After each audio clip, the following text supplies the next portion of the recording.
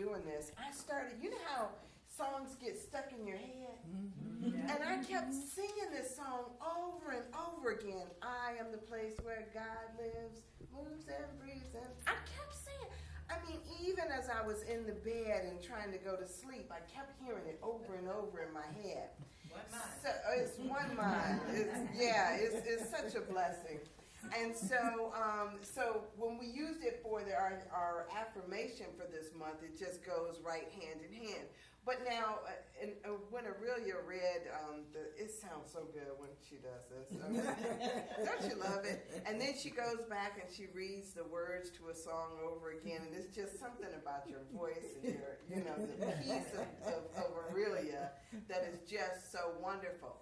So, but you guys bear with me for a second, because I want to read this message to the congregation, which we really don't usually read aloud. But when it came through me, it was just like one of those things I thought, okay, I got to share this.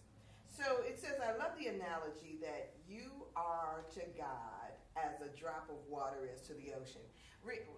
So remember when we used to take tests and they would, say which one of these is out of place, and they would give you all these analogies and everything, and you had to see which one fit. So as a drop of water to the ocean is God, you are to God. So you have never been separate or apart from God. You have never been kicked out of the garden, condemned, or accused. Your estimation and self-judgments are like clouds in the sky. Clouds and rains happen within the atmosphere, but have no effect when we go higher. We toil in this life as if limitation were our truth. How much easier we would rest if we knew as we believe, or if we, did I write that wrong? No. Okay. It is as we believe. Okay, it is as we believe. Look, I got on my glasses too. I can't read my own stuff. To him that hath it shall be given, to him who have not, even that which he has shall be taken, because as a man thinketh, so is he, or so shall he be. Let's endeavor to go beyond the judgments, limitations, and fears of this world and our humanness to the truth that lay beyond. So, I started thinking about this because, I kept saying to myself, we hear, excuse me for 1 second, and let me tell y'all this. Alan was not feeling well this morning. So y'all saw that I came in here late, and I don't even know if my dress was quite zipped all the way in the back. Because he usually checks me before he starts. Bless his heart. So if my dress is not all the way zipped, it's his fault. It's his fault for not feeling well. So I started thinking about this consciousness that we have that says to us that God is someplace else, like we're praying to something and somebody that is somewhere else. I mean, and it was amazing. I have to digress again, because this past week we witnessed the Cleveland Indians in Game 7, and I tell you, while we did not win this championship, as we all know by now, that was an awesome game. It was. Yes, it was. Oh my goodness. And I was so grateful to be able to witness all of this. But as we looked around at the crowd and it showed us, the scenes from on the field and the scenes in the stand, it's like without fail, everybody seemed to be in prayer. And as I sat there and I looked, and people were just, and making all kind of things, and just, just so anxious about all of this, I started thinking about this peace of God that we all aspire to have, and how we get there. And so last month we talked all about abundance, and I was sharing that a lot of times what we need to do is not necessarily focus on the things that we want, but focus on the consciousness that brings us to the awareness that you are the place where God shows up. There is nothing that you don't have and nothing that you can't do. Yes. But as I started started thinking about it. I was like thinking, we can look around the world and we can see in other places where people are experiencing things that seem like atrocities in our mind. We'll see that, there are places where they don't even have clean water to drink. And in our estimation, we're sitting here and we look at ourselves and our lives and we worry about stuff like cars and clothes and, and houses and titles. We worry and talk about those things.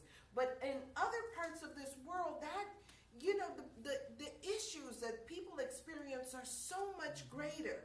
And so I started thinking about, this thing of, do we have an awareness that God is everywhere present? I mean, do we think that because people are experiencing the atrocities, whether it's war or famine or whatever, because they are experiencing those things, do we think that somehow God is missing in those places? And so as I started really thinking about what it is that we think about, what it is that I think about, and I kept thinking, yeah, God in the place where God shows up, but is that not true for somebody who is experiencing whatever they're experiencing and it seems overwhelming to them? You guys, we go through stuff and I tell you, we will find the lessons that we need right where they are. Whether it's in the place where we're in a game watching somebody else on the field, or it's in our own lives and our own relationships and the things that we're going through, or if it's a life or death matter, God is able to show up in us and give us exactly the lessons that we need to learn to get where we need to go, to grow into the people that we need to be. Yes. I mean, it's amazing to me how everything is just kind of like tailor fit for us and our own growth and our own good. So I started thinking, I was like, this wasn't always the truth. Who's driving what, or, who's wearing what, or, those things. That wasn't always the experience. I mean, Jesus in Jesus' day, half of them didn't even have shoes, right? Right. And yet and still we hold that era up as if that was the place, that was the time when God walked this earth. And so when we sit there and we think that our, our experience of God, whether we're blessed or not, is based on material stuff, I mean, we got it confused. So I started thinking, what is it that we need to change? For the longest, we've talked about this idea of prayer. And prayer as if it is something that we get down on our knees and do. When we pray to God, we've got these ideas that prayer is something that's apart and separate.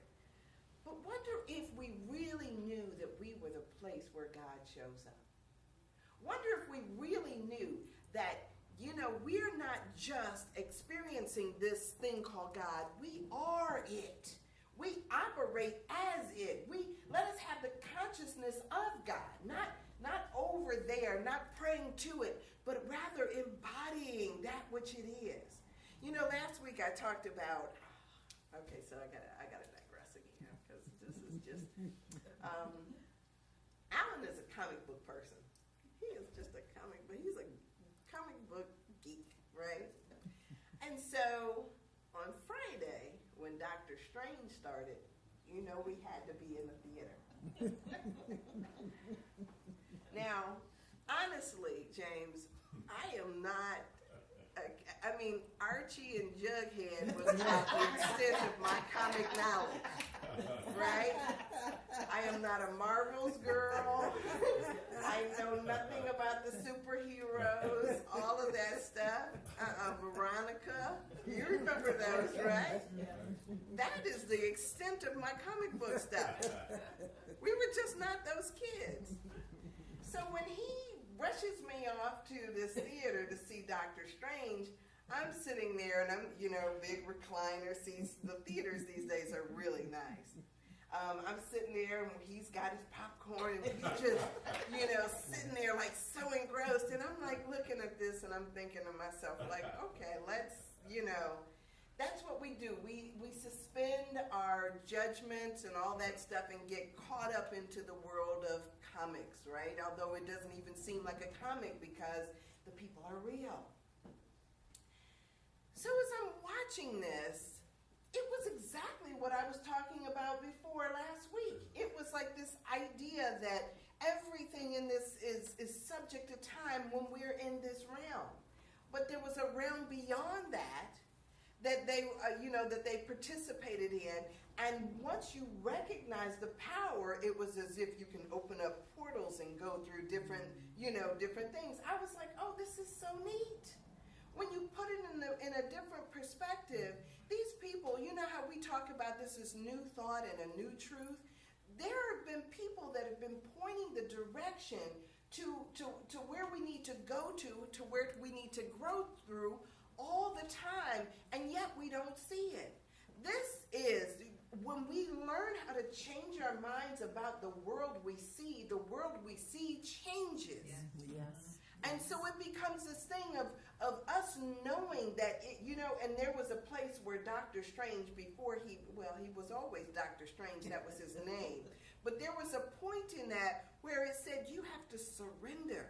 That was the same in the Matrix. You have to surrender. Get out of your, this idea that you are a self, you are your body, you are this, and recognize that you're so much more. And in opening to that awareness and surrendering to that awareness, he got what it is that he was supposed to get. So how do we get there? When we think who we are is about this physicality, when we think it's about this stuff, how do we get to the point where we realize our oneness as God? Where we realize that we're not seeing another. I'm not seeing Jackie sitting there. I'm seeing God sitting there. How do we see that in every instance and every day? How do we show up in that? So when we think that prayer is something that we only do when we're on our knees, or when we, it becomes this thing of, I always tell people that every thought you think and every word you speak is a prayer. But it takes nothing for me I was coming across 116th and there's a terrible accident. And the first thing I was like, you know how I say, my blessings, let me send some blessings over that way. Yes. I don't know what happened. I don't know if, whether people made it out all right or not, but I know that I've got, I got some blessings over here that I can share, that because I know that no matter what people are going through, sometimes it's the issues, those lessons that we're going through that we need to grow through. And those are the things that, sometimes we don't know how to do it. And so let me support you in that. Let us support one another in that. Let us support one another, because we know that at every moment, all we're running into is a different facet of ourselves. We are the place where God lives. And it's not a separate God. That's like saying that, somehow the sunshine, the sun rays are separate from the sun. It's all part of the same. We got this thing about, this idea about Niagara Falls, right? Niagara Falls. What is that, Lake Erie going over a hill? I mean, it's really no different, right? It's the same thing. It's the same water. But because it now shows, we see it at a different place, it becomes, and we think it's something different and something separate. It's not. All of us show up, and you're a part of the ocean. You're a drop named Rosemary. I know, maybe you want to be 2 drops, but, you're a wonderful drop. Right? I mean, it becomes this thing. You're 3 drops, okay? Bless your heart, Joyce, we know. But it becomes this thing of, all of us, we have this idea that somehow we're different or special or something. But all of us are the place where God shows up. And a lot of times all we need to do is remember that for ourselves. And as we remember that for ourselves, through our remembering that, we can remind others. I am always like at this point of, knowing that there is something bigger for each of us to do. It was so neat. I posted on Facebook that I got ordained, during the little service. I put the little placard on there. And so many people commented and all that other stuff. I was so grateful, and it was so exciting, you know. And everybody's like, you know, oh, Sandra, you know, and it was funny because yesterday I was in this meeting and I said, you know, I have been speaking for years. I mean, years, even before, just for years. And so I said, and really, there's nothing that has really changed other than now all of a sudden, it's been recognized, bless your heart, right? It's been recognized by my peers, and now it's like I have made a new commitment. There is a new commitment because there is something that goes along with it. And as I step into that space, into that energy, I get newness with it. And I feel so blessed and empowered by it. But at the same time, Joyce, I was like, I said, I was born a bishop. Right?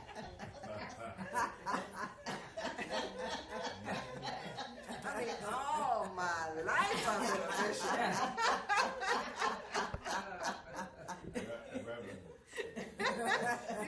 You said now I can be Reverend Bishop. So it's a wonderful thing, and it's an empowering thing, and it bears with it responsibilities that come with that. And so I'm honored and I'm grateful. And so it becomes this thing of me recognizing that through that there is a responsibility that every moment I am living that truth and I am teaching the truth that I know. It becomes this thing of, yes, let me always be just like Fran, just in prayer, like I gotta bless it, right? And bless everything and everybody. Because that's what we're here to do. We're here to recognize and remember the truth about who we are. And as we remember the truth about who we are, we remind others of that truth. And if we're not living our truth of who we are, we're doing folks a disservice. There's only one mind, right? That mind is God's. We take part in that. We are in it. It's not separate and apart from us. And so if, as we stand up in that awareness and as we operate from that awareness, we, like, since minds are joined, we remind others of who they are. I love some of the stories that we hear about, back in the day when, I always get these guys' names mixed up. The guy with the coat of many colors. Joseph, thank you. That's a shame. People will probably think like, you called yourself a minister? But I try not to carry around notes and all of that stuff, or even like, because God, is sometimes, I tell people all the time, I don't always know what it is that Spirit is going to point me to, but I do know what I'm supposed to say or how to open my mouth. Let me allow myself to be used by God. And so if I get it, and it comes all kind of different kind of ways, I see the coat of many colors. I know I'm supposed to talk about the guy with the coat of many colors, Joseph. So in the story, Joseph was his father's favorite, and his brothers resented him for it. And so it was this thing where they were going to throw him over in a pit, because, he had this dream that we're supposed to bow down to him. Who is he? We're going to kick him over into a pit. Until, of course, they saw that caravan coming around. You remember the story, right? They saw the caravan coming around, and they were like, oh, we could sell him. We could, sell him into slavery, and they could take him and go there. Now, Joseph could get caught up in a lot of the stuff that he went through, being a slave, right? He could get caught up in that. He could have gotten caught up in the fact that he was thrown in jail at a certain point, accused of certain things at a certain point. I mean, he went through a lot of atrocities in his life, right? Like we do. I mean, we have struggles in our families. We have struggles in our jobs. We have challenges that come up. And a lot of times we think that this is our life circumstance. We live in Cleveland, right? I love this place now. Let me send blessings over it. But when I was reading a guy's article the other day, he was visiting Cleveland and he hadn't lived here in years, but he came back and he was so amazed at the number of potholes in the street. And he talked about how bad it was and the poverty that he saw and the dilapidated housing. And he goes through and he talks about the city itself. And, you know, but at the same time, when we look at our city, we see a great spirit. You know, this resiliency that always seems to come back and to flourish. You know, we look at our sports teams, we look at the, you know, the people who love us and how we are able to galvanize together around issues. There's so much good about this place. And so if we get caught up in the momentary stuff, if we had been like Joseph or, you know, in a situation where Joseph was, we might have looked at ourselves and thought, oh, my family sold me into slavery. You know, I was, you know, locked up in prison. He could get really bitter about the things that he sees, you know. 20 years of anything is a pretty major deal. But then one day the king had a dream. He had a dream and he needed somebody to interpret his dream, and Joseph interpreted his dream. And not only was he brought out of prison, but he was put in charge of the food supply. And so when there was a great famine in the land, and you know this happens all the time in different places, there's a great famine in the land. There's a great famine in the land, and now his brothers doesn't even know that they need him. They just know that they need food. And so they go to get food. And so when they bow down before Joseph, just like he saw in his dream, they didn't recognize that this is the same brother that they had thrown into the pit. This is the same brother that they sold into slavery. This is the same brother who ended up being in jail and having all kinds of things that happened to him. They didn't recognize that this is the same guy. And now they need food. And so it becomes this thing, if we get stuck in the moments of our lives, we don't recognize the blessings that are there. Yes. And then we don't recognize, so many of us don't recognize that when we get in a place of power, it's not to hold a grudge or to be mad or angry like, you dirty dogs, you did something terrible to me, you threw me in you did. He didn't do all of that. That wasn't even his mindset. Where's your father? You know? Go get him and bring him back, you know? It becomes this thing of how do we express and know that everything that we go through is something for us to grow through, and that God has put a divine plan that a lot of times we don't know anything about. He has put a divine plan over our lives, and if we show up fully in the moment, without all that animosity, without all that anger, without all that fear, if we show up in the moment, we get the blessing, and we get to be the blessing. Yes. We get to be the love that it is, that's our truth. We are the place where God shows up. Yes. I mean, it's so awesome when you start to think about all the possibilities of your life when you really are you know, start to listen. I'm so glad when David was telling us last week about, was that last week or 2 weeks ago that you were here and you told us about that incident with your truck? And it was a couple of weeks ago. And he said he heard so clearly. That, yes. You know, when we hear the voice of God, you know, it becomes this thing of let us not only listen, but follow and as it leads. He told him, all he said something simple was stop. Just stop. And a lot of times, you know, most people can't even listen because who said that? They're so busy worried about all of that other stuff. Who said that?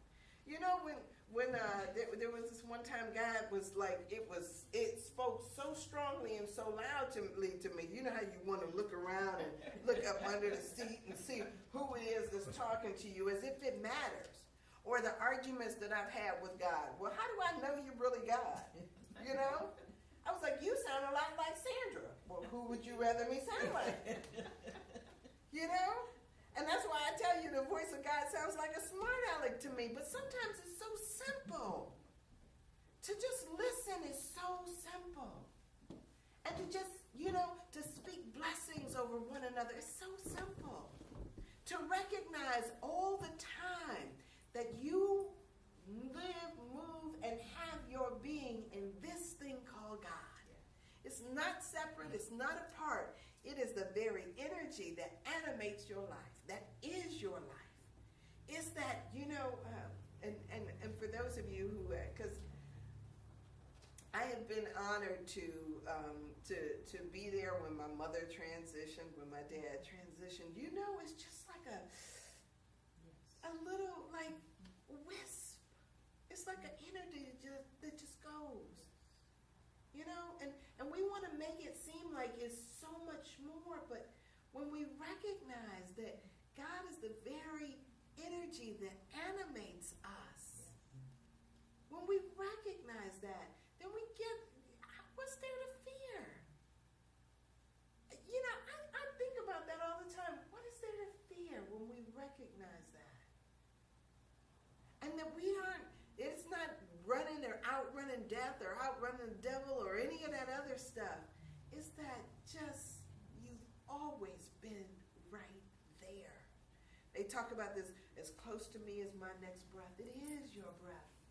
It is also what breathes you. It is you. How is that not beautiful? How is that not glorious? How is that not love? Oh my gosh. Mm-hmm. And so it becomes this thing of, at every moment, is just being able to say yes. Yes to the moment. Yes to the Spirit. Yes to knowing that it is breathing you all the time. I love this. Yes. I love the way it shows up, and no matter what, because you do these things and you think that somehow you've got to be prepared, you've got to be this, you've got to be that. Remember, Jesus told his disciples, go into all the land and tell them the good news, and if they accept you, great. If that the household accepts you, great, stay there, right? But if they don't, shake the dirt from your feet and keep moving. Because people, we will all get it. We will all get there. There is no place else to go. There is nothing else to be. There is nothing else to do. We're going to get there. Right.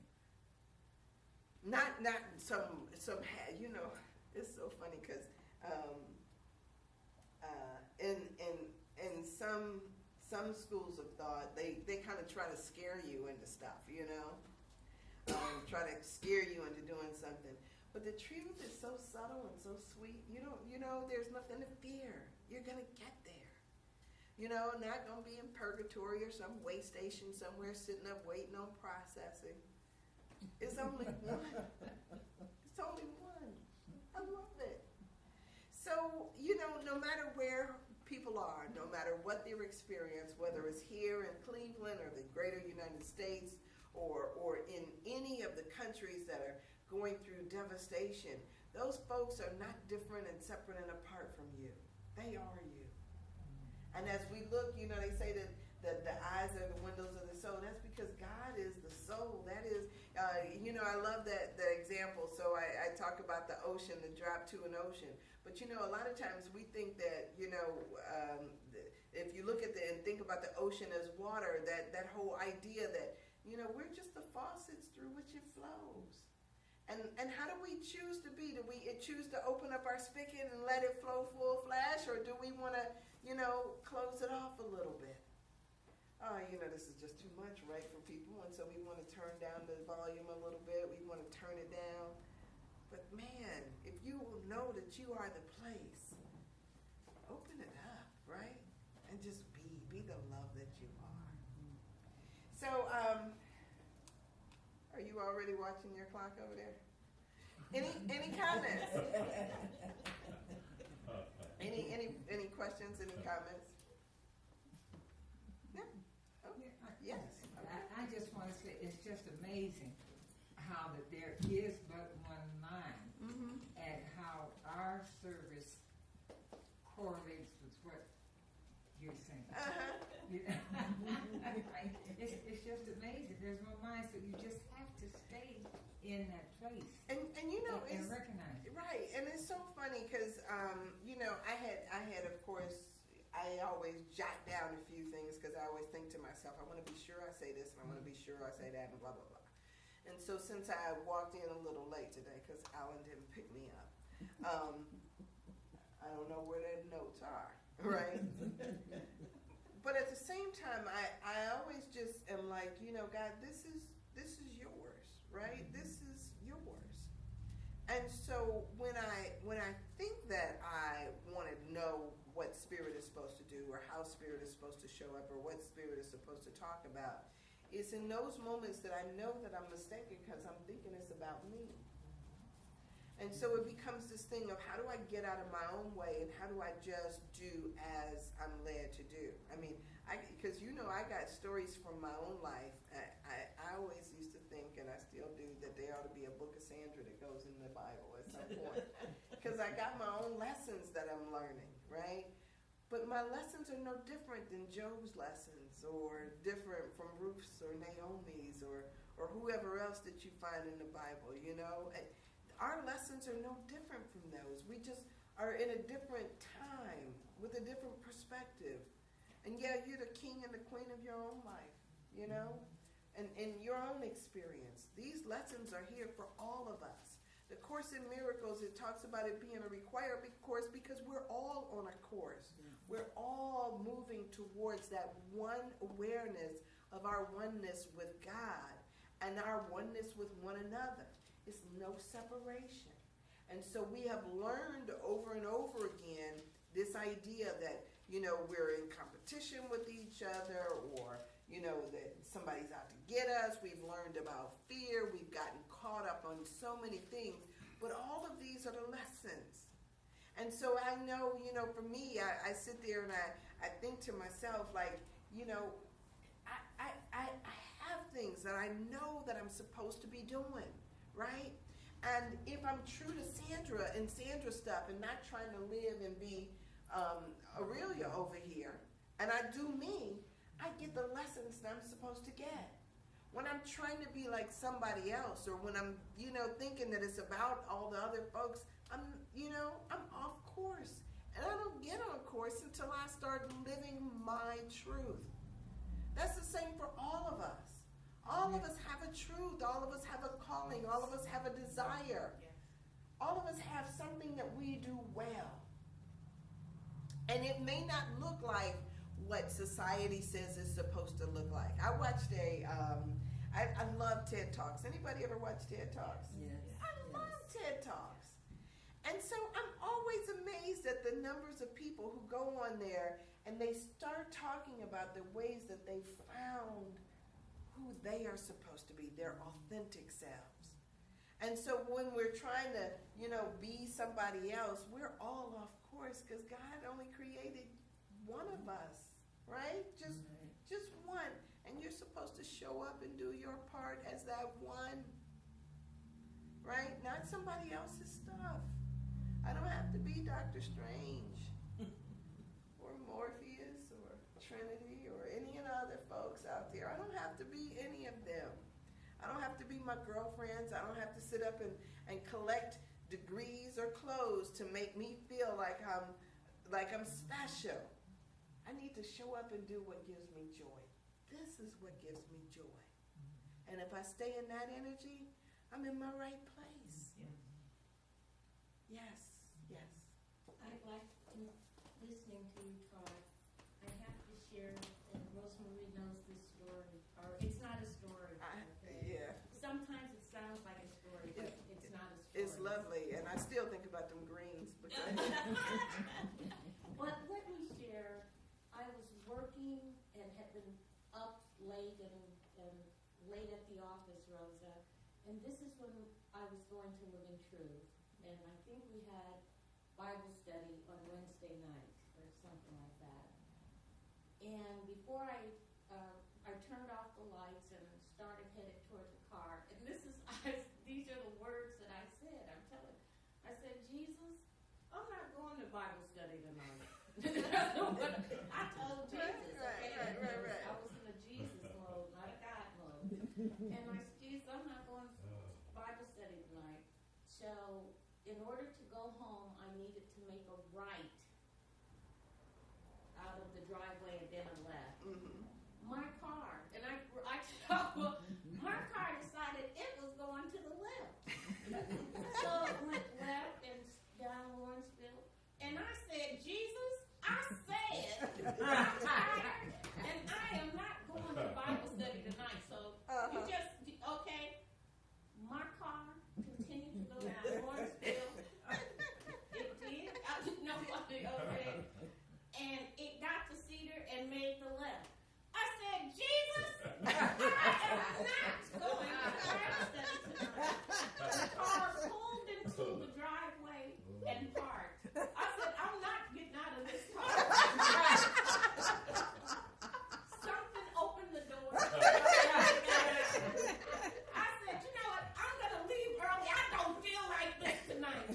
I get in and I said, Rosemary, you won't believe. She said, I thought you weren't coming. I said, Jesus.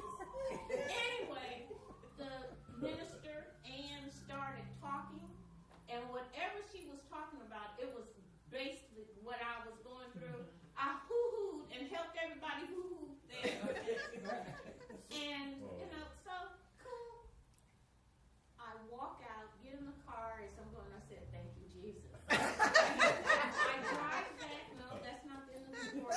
I drive into my garage, go up the stairs, and I have an obnoxious 15-year-old son at the time. So anyway, I said, oh, I'm so tired. I think I'll lay down just for a minute. And I laid down with my clothes on, and I'm looking, just laying down awake. The door opens. No knock. Well, no, a little knock. Mom! Mom! Whatever. I jump up on top of the bed. This is the truth. And I get ready to do-do topping with my foot like this. This is the truth. And I said, John! You are so blessed! I love you! I love you! Now you got to get out of here! I'm a Christian! Jesus is on your side! And that's the end of my story. You